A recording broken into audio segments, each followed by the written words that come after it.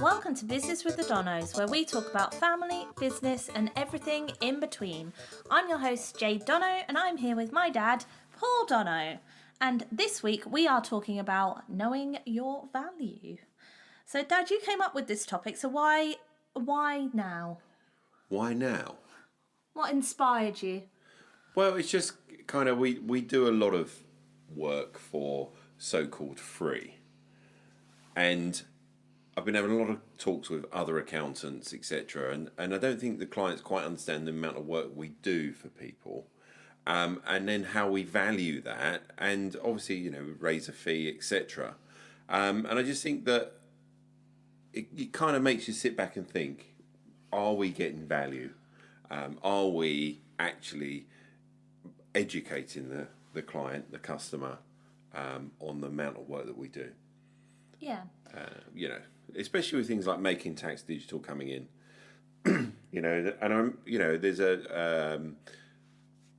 thing we went to, saw Ian Phillips, didn't we, from Zero.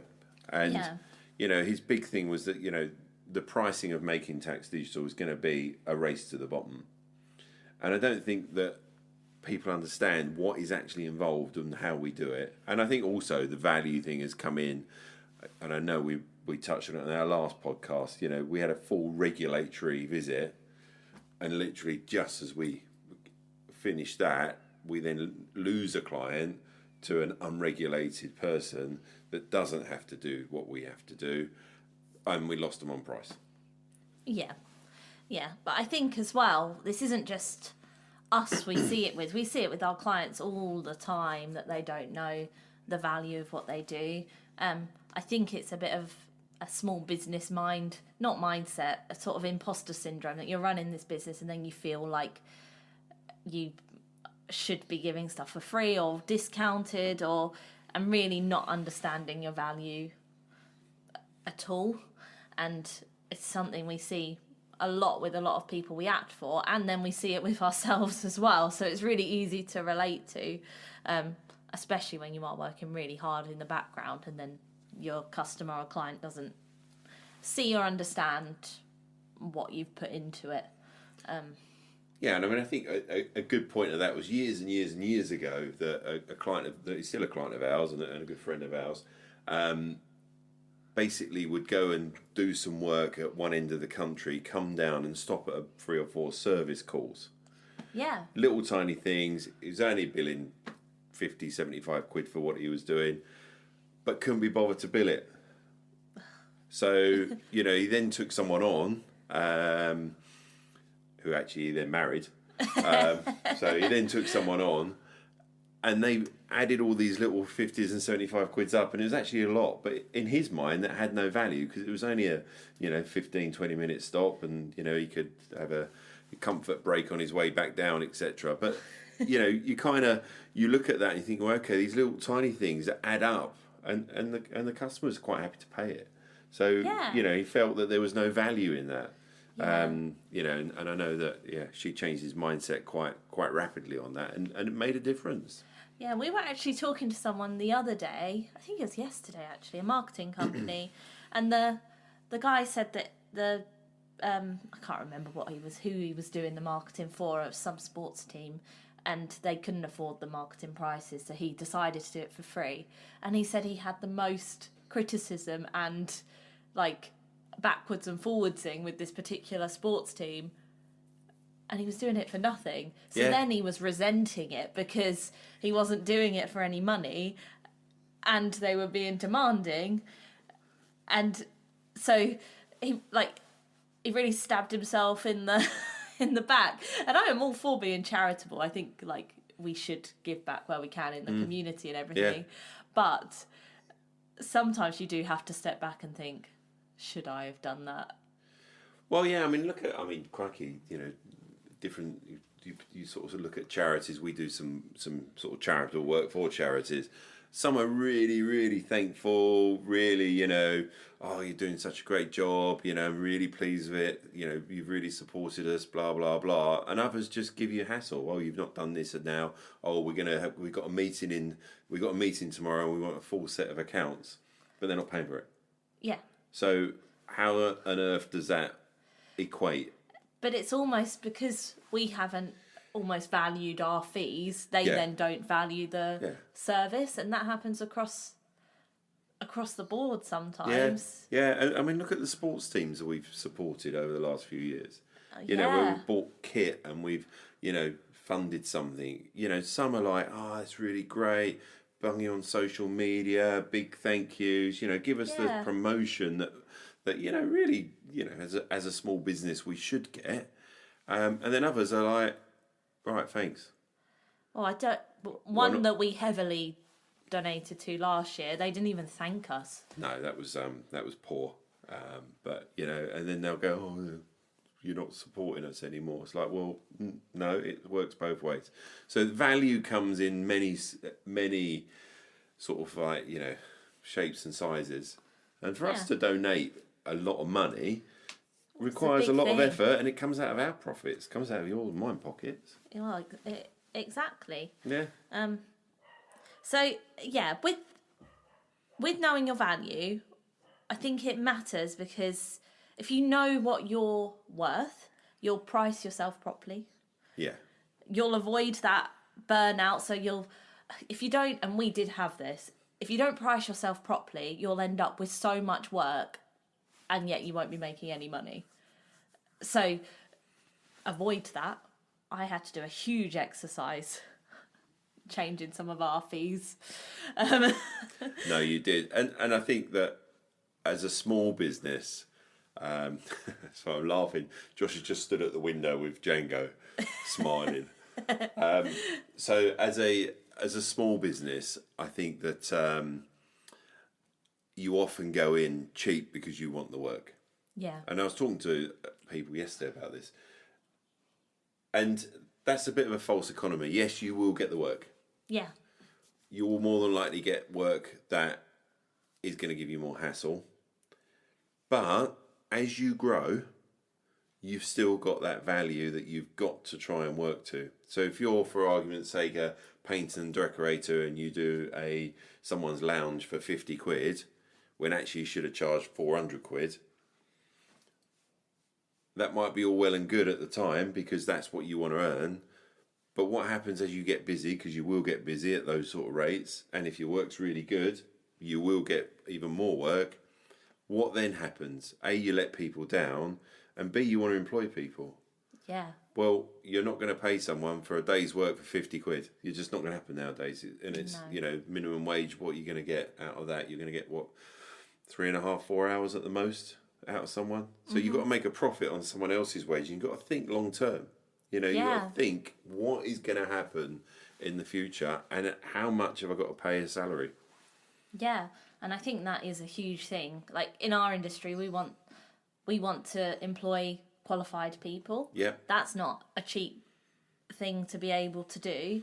And so we have to price accordingly so that we can have the best team possible to provide the best service. And that is the case for many other businesses who want to grow. If you've got to price properly and know your value early on to be able to move forward. Otherwise, you will come really unstuck when you do want to hire people. And you'll get burnt out just trying to do it yourself. It's one of those things, a lot of people get really scared of like upping their prices. What if we lose people? But it's like if you lose, I don't know, 5% of your client base, but then you gain back a whole day's worth of time. What do you need more for you personally? Why are you upping those prices? So I think it's knowing what you want as well. And one of the other things as well is like attracting the right kind of client. You've got to know who you're aiming towards and then pricing yourself towards that as well. Because like Wetherspoons, for example. The beer's awful. But that doesn't matter. They've priced it to serve to serve what they're serving. It's cheap, cheerful, and that is what they do. And right next to the sell-by date and tastes terrible. But that's neither here nor there. It works for them. It's a good business model. That'll work for me. For them. It doesn't work for you, but you're not their customer. No, I'm not. You're not, but... Don't even let dogs in. But there'll be plenty of people listening who like a Wetherspoons. Yeah, I'm sure there is. But it's because they're cheap, cheerful. They can go for a night out and not spend too much money. Oh my goodness. When I say beer, I mean proper beer, not that sort of lagery stuff that Josh drinks. But you want to attract the right type of client. Absolutely. So you've got to know that and price towards that market as well. Because, So, as well, you want to protect your time. Yes. You're running a business, and you're running a business for a reason. A lot of people run their own business because they want to either really jump 2 feet into the industry that they're going into, they're really passionate about it, they want more time with their family and for their work to be more flexible, and they want to make money. They're like your main reasons. But yeah, one we see all of the time is the flexibility and wanting more time to spend with your family. And so you've got to protect that. If you don't know your value and you're burnt out, you're not going to get that time. In fact, you're going to work way harder than you would if you were employed and probably make less. So you have to really think about it. Yeah, and you've got to get your value right. And write down what you want to do. You know, I like to create a little bit of time for myself. I'm not going to mention playing golf. But, you know, I do like to make a bit of time there. And there's a reason for doing that. So we'll get the value right. And hopefully it allows me to do it. And obviously make you do all the work. Obviously. So the common signs you're undervaluing yourself, because you might not be. You might be absolutely fine running your business at exactly where you need to be. But the signs that you're undervaluing yourself could be that you're discounting your prices too quickly. So you might get a customer come in, and as soon as they have any sort of wobble on the price, or just have a little look on their face, you might go, "Oh, I'll give you 50% off." That automatically shows that you don't even think it's worth the price you're charging. Well, absolutely. But there's a great book out there, Never Split the Difference. Yeah. That is brilliant, about sort of CIA agent and never splitting the difference. And that's about, you know, sort of hostages, and you sort of say to the person holding the hostages, that's okay, you can kill 3 of them but leave 7 out. You know, you're not gonna agree to that, are you? So you're never going to split the difference, and you work that back to your your pricing. It's a really, really good book. I can't remember who it's by. I can't remember. It's definitely called Split the Difference. Yeah. And he's also been on Diary of a CEO. Yeah. On that podcast. So and that's really good. Obviously not as good as this podcast. Obviously not. Yeah. We nowhere near as many listeners. Stephen Bartlett, a few things, I'm sure. Maybe we'll invite him on. Maybe. Yeah. Get him as a guest. Yeah, absolutely. Maybe you'll have us as a guest. Michelle Obama, Jade and Paul Dono. Absolutely. I think that's definitely on the cards. It really is. But yeah, so yeah, don't give discounts quickly. Get your value right and your proposition right and what you're doing right as well. And I think, you know, when we get this from the team as well, don't we? When we say, well, why didn't you charge for that share restructure? Oh, it didn't take me long. Well, it did, because you spent many years learning it. You know, you've got your qualifications, you've got your continual professional development, of which, you know, most of us do 30, 40, 50 hours a year extra to learn these things. So it may be that it might not have taken you so long if you actually sort of, you know, the software's doing it, etc. But we've invested in all that. Yeah, we've invested in that knowledge to be able to do that and to do it right. So there is a value to that, not just going back to a friend sort of mending things on the way back. There's a value to it, and only that person could do it and do it right. But it's their knowledge that you're doing it for. So you've got to get that value right, and you've got to be appreciated for it. And sometimes we do things for people that they don't really understand what we're doing, because we are accountants. Most people don't. It's dark art. So we now say to our team, just give them a proposal, even if we're not charging, just outlining what we're doing. Yeah, just so they know. Yeah. And that was my next sign that you're undervaluing yourself, and this is something we do all the time, which is the over-delivering or giving too much away for free. Yeah. It's it is something that I think when you do something in, day out, you think stuff's easy, but actually it does have a value. Like you said, people need your help and your expertise, and it does have a value. So you just need to really think of what you're doing next time. And I do think you should try and provide as much value for your clients and customers as you can. But you've got to think, is this at the detriment of the business? Yeah, I mean, I go back to my sort of paint to decorate, and you sort of look at, and we've done it to people. You sort of like, they've come to paint your lounge or something, and then your door needs rehanging. So you go, oh, can you just hang the door? Yeah, and they'll just do it. And then off they go, and they trundle along, and they do it, and they've not given you a bill, and you think, well, that's a bit weird. Why haven't you given me a bill? Because if you've ever seen me trying to hang a door, even if I've taken the hinges off to take something through a doorway, I still can't put it up straight. So I think people are prepared to pay. It's just you've obviously undervalued what you're capable of doing, and that goes for so many small businesses. Yeah, absolutely. I mean, we had it the other day, and I mean, it was great. So I'm going to mention it because it was great for me and Josh. So we went to. I didn't tell you this. It was Josh's 30th birthday, and we went to London. And we went. Was it his 30th? Yeah. Didn't tell me. Yeah, 30. Wow, he's Jeez, old, isn't he? So old. Next decade. But me and Josh went to London. We went on the train. We went from Whittlesford Parkway, and they've now, the pub that's right by that station, literally right by it, has now got a little sort of coffee bit where you can get a coffee to go for your train, which is really good because if anybody has been to Whittlesford Parkway, there is normally nothing there. You can't get coffee, you can't get a cake or anything. So we went in. So did you have coffee and cake? No.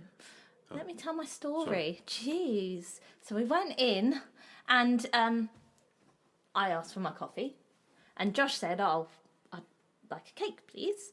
And the lady said, oh, I'm really sorry, I can't serve these because we've had a bit of a ant problem and they were out. And she's like, I can't serve them. They're literally just there to look pretty at the moment. I need to throw them away. And Josh said, oh, that's fine. I have a packet of crisps then. And she said, oh, I'll tell you what, because you wanted the cake, you can have the crisps on me. And I was like, oh, well, that's really nice. But then she took it one step further. When she gave me my coffee, she said, no, you can have that as well. Nice. Which was really nice. I mean, great customer service. Now I'm saying it on this podcast. I think it's the Red Lion next to the train station. You probably got us sacked. No, I hope not. But I'm giving you publicity. Don't sack the lady. She was so nice. But I mean, we didn't care about the not having the cake. But she gave us those two things for free, and she really didn't need to because we were more than prepared to pay for it. And I understood the crisps because I thought, well, if Josh couldn't have what he wanted, and it was his birthday, that's a nice thing to do. But the coffee as well, I was like, oh, it's one step too far. But I was happy regardless. But still, I sound really ungrateful. I'm not ungrateful. From a business perspective, she didn't need to do it. No. Because we'd have been just as happy with the free crisps. And she was very friendly and chatty and wished Josh a happy birthday. So customer service was there. Yeah.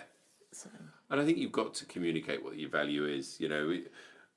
How many people have we said to, we charge X for a tax return? And they go, well, it's only a P60 and a dividend voucher. And you go, well, no, actually, it's also a whole list of stuff that we are going through to make sure that tax return's right. Yeah. And you go like, things like your student loan. Oh, I didn't think about student loan. No, of course you didn't because you don't do it. But we did start once upon a time doing a sort of like a MOT style checklist, didn't we? Giving that to clients. We stopped doing that. We should bring that back because I think people don't understand what we actually do. What checklist are you referring to? The one that we don't do anymore. Are we sure about that? Do we do it now? Well, do we give it to the clients as well? Well, when the tax return is due, we send them a checklist of all Oh, yeah, stuff. but no, this is a checklist of what we've done. Oh, I see. Yeah. I'm like, well, I've definitely made a checklist. Yeah, but... yeah. Have we checked their home addresses right? Have we got this? Have we done that? Is it again the same as the AML? These are things that people don't do. No, and we do make sure everything is right. So it's not just us valuing what we do, it's making sure that the client or the customer is aware that what we've done. Like the hanging of the door, if they put a new hinge on because the eye hinge was a bit rusty or a bit of WD-40 or something, these are things they would think about to make that door fit properly. Yeah, absolutely. There's more signs as well that you're undervaluing yourself. I've only got through 2. Another one is doubting whether you deserve to charge more, sort of having a bit of imposter syndrome, thinking, oh, but I don't know whether I'm the best, so I don't know whether I can charge that. Like, you need to look at yourself and see whether you can charge more. Like, you should value yourself as much as your service. Absolutely. And another thing is, as well, is if you're constantly comparing yourself to competitors. We had a client who did this all the time. They were like, well, we can't charge that because they're charging this and they're giving away all of this for free. But when we actually looked up their competitor, they weren't making any money. Yeah. So we were like, well, like, you can copy your competitor, but you won't have a business. So you need, if you're you should look at your competition. That is important. But you shouldn't base all of your pricing off of your competition. And do what fits you. We collect all our fees by direct debit. Yeah. And how many people have we seen in service industries that go, oh, we can't do it like that. The industry won't let us, our customers won't do direct debit. No.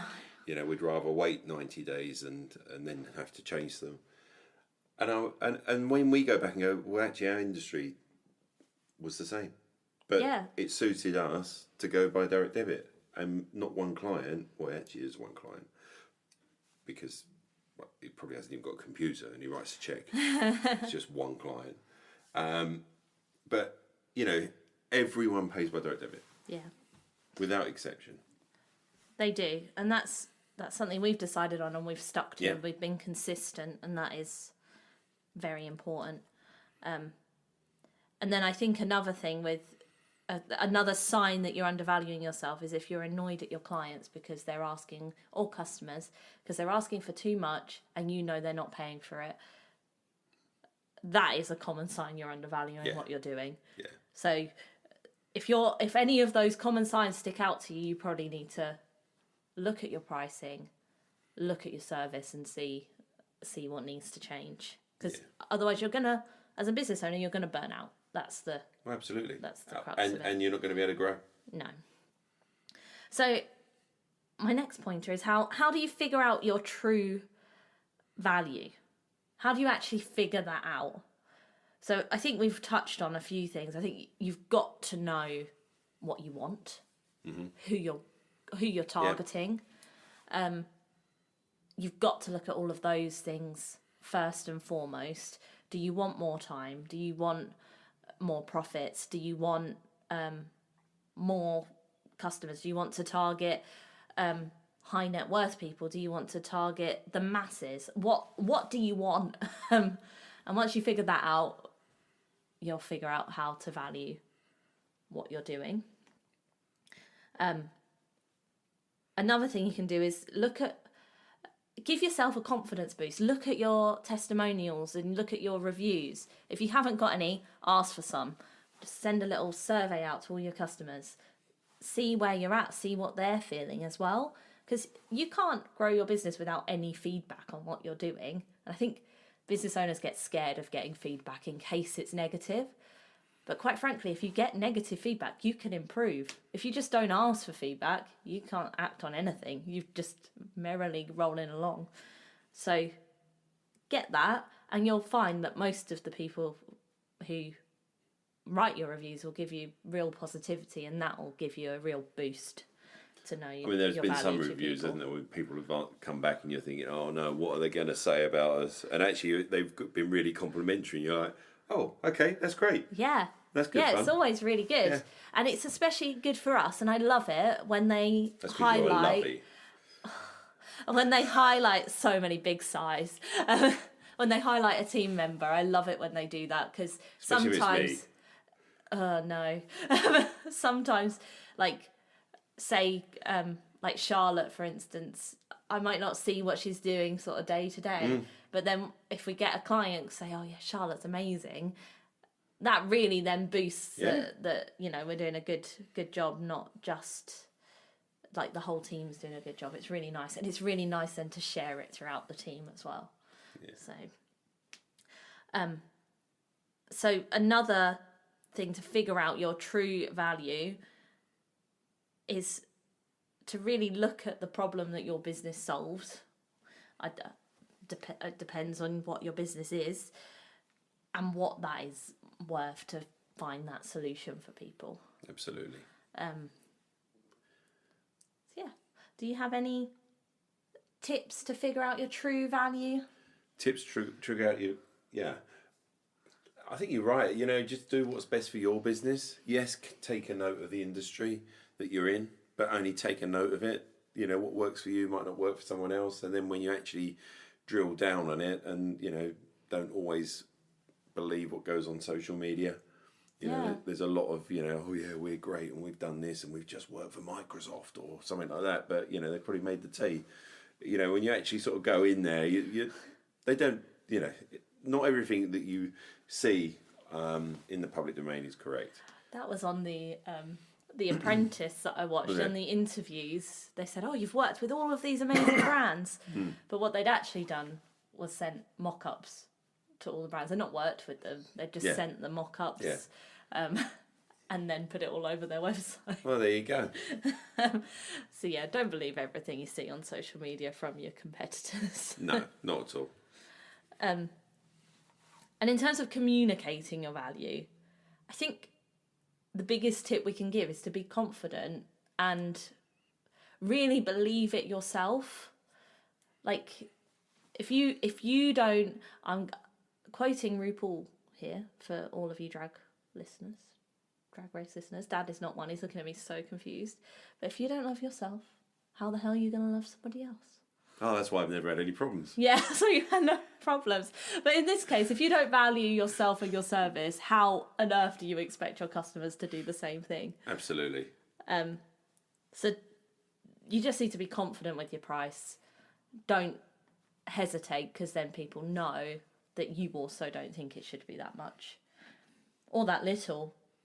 It could be either way, really. Yeah. I mean, we've seen people price stuff that is actually less than what it costs them. Yeah. We've seen people sell stuff that you go, well, why have you sold it for that? Because it's cost you this. Yeah. Oh, didn't realise. And that's where knowing your numbers is really important. Yeah. If you don't know what you're making per, like if you're manufacturing something, if you don't know what you're making per item, that's a problem. For us in the service-based industry, if we don't know what we're making per sort of staff member, that is a problem. Yeah. So knowing your numbers is really important as Absolutely. well. And a bit of a marketing tip on this, like if you know you're providing great value, show it all over your socials, show it to your clients. This is what I can do, or Indeed. My business can do, my team can do.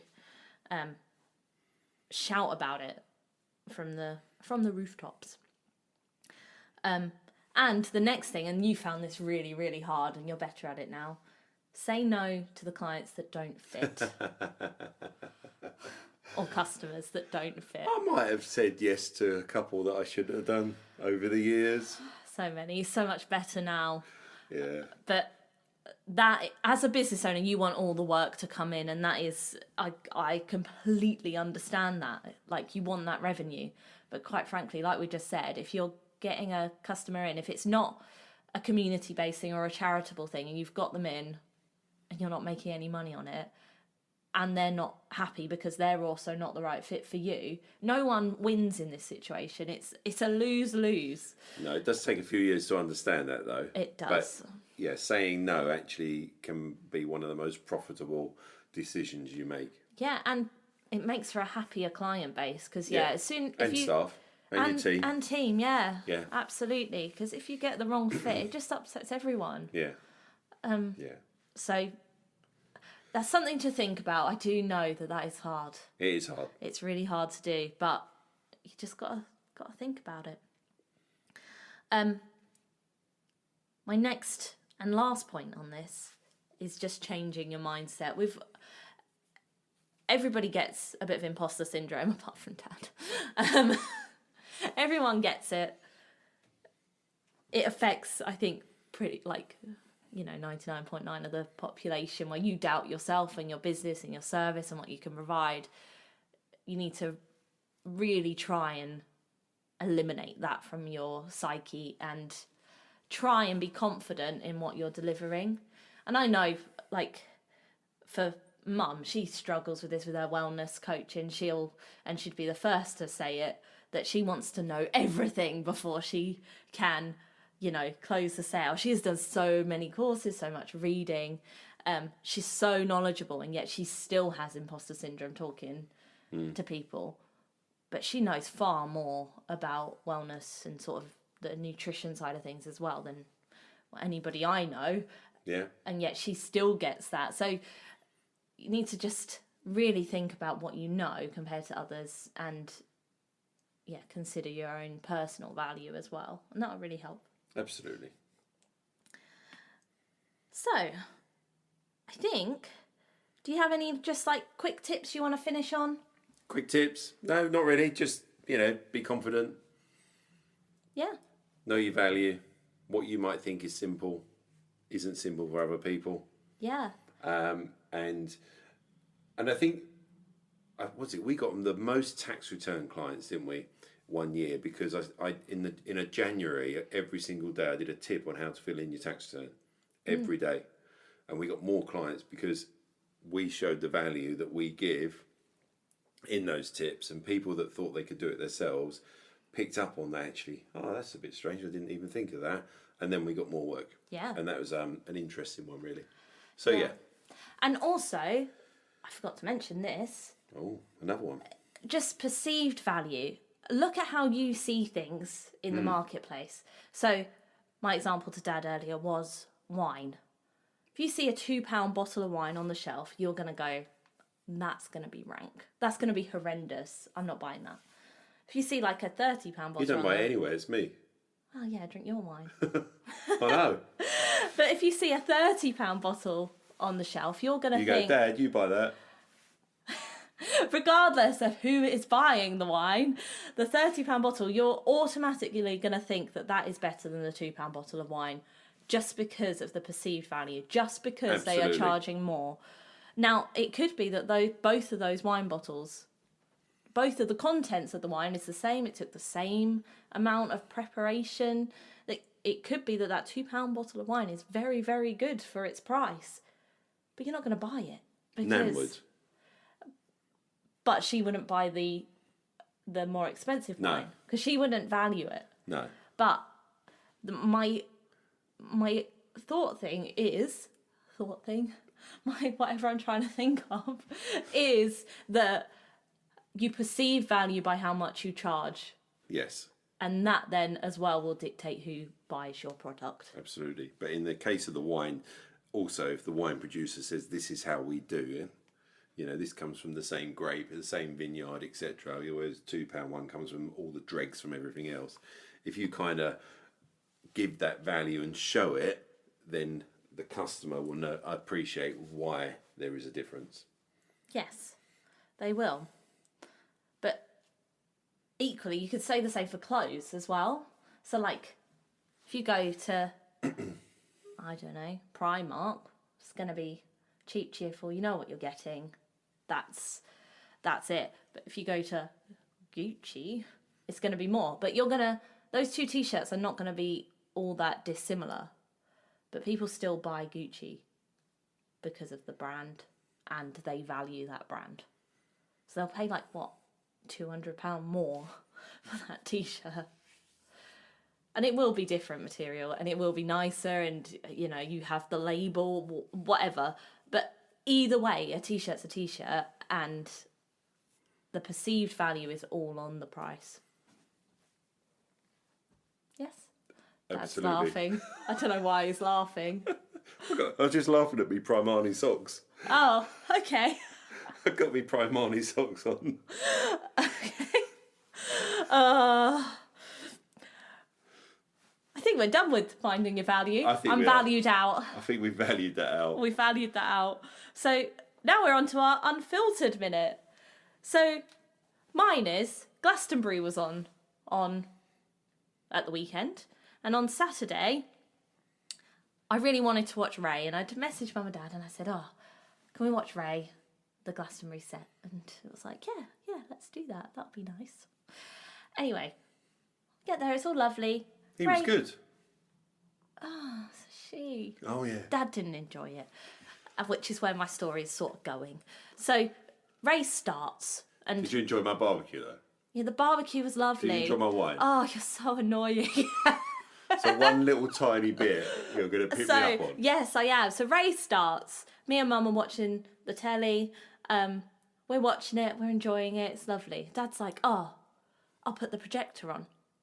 Bearing in mind, I'd been there for about 3 hours beforehand. There's plenty of time to set up the projector. He's like, "I'll put the projector on." It only just got dark. It wasn't even really dark. Well, but he was like, I'm gonna put the projector on. So I'm like, okay. Anyway, this wasn't an easy job. The projector wasn't set up.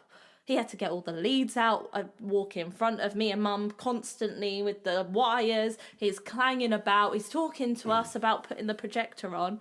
And then when he puts the projector on, finally, about 15 minutes later, the sound doesn't match. But at this point... It did improve, right? We were so infuriated by him that we just watched the set with the sound not matching the projector. And then he didn't even enjoy it. And he just told me the whole time how much he wasn't enjoying it. So, Ray's set was very good.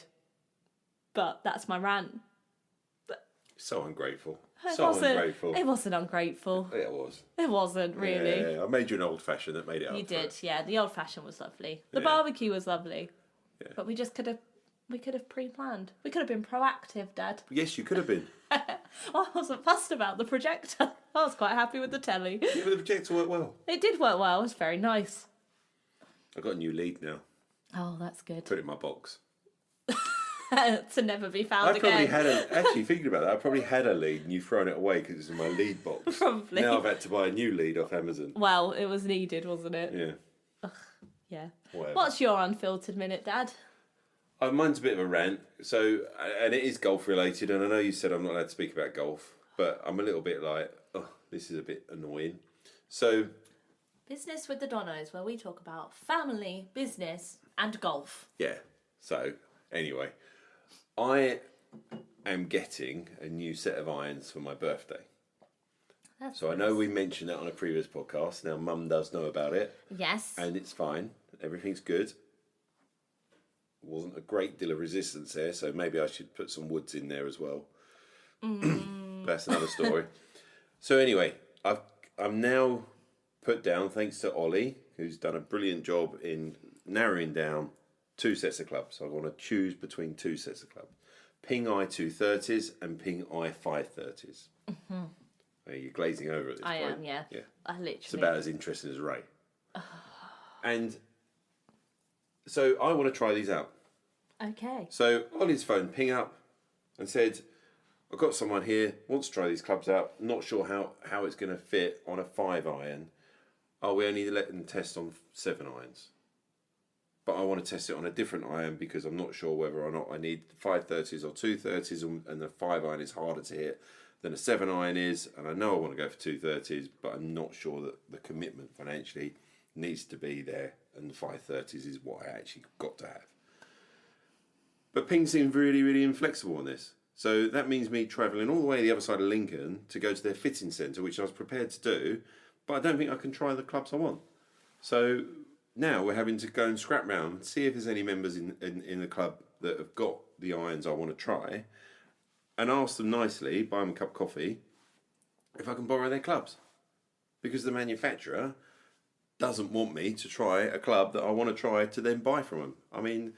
That makes no sense. Makes no sense. Of which I then turned around and said to Ollie, well, I'll just buy Tightlia's thing because they're only up the road and I'll just go there. And he said, that's daft because you know you hit these clubs better. So yeah, don't cut off your nose to spite your face. Yeah, and I have done that a couple of times before. Have you? Don't do that. But I agree. I don't really understand why Ping might, like... Don't get it. It's not going to harm the club, is it? No. Like, so I'm waiting for Ollie to phone me. Yeah. Okay. Fair enough. That was a half decent golf story, apart from all of the IP37s. What do you mean IP37? I don't know what you said. It's an I was bored. It's an I-57, but I'm not I-59. I think, but I'm not going for that because it's more, it's more bladey. Oh, okay. So yeah, I'm glad you brought that one up. Okay. I watched something on that YouTube. On that YouTube. Yeah. Ah, good. Good to hear. Okay, I think that's everything for this week. Yep, this is our last week before our voyage. It is. Before we hit the seas. Before we hit the seas on our family holiday, which is going to be the topic of our next podcast. Well done. So, tune in next week for that.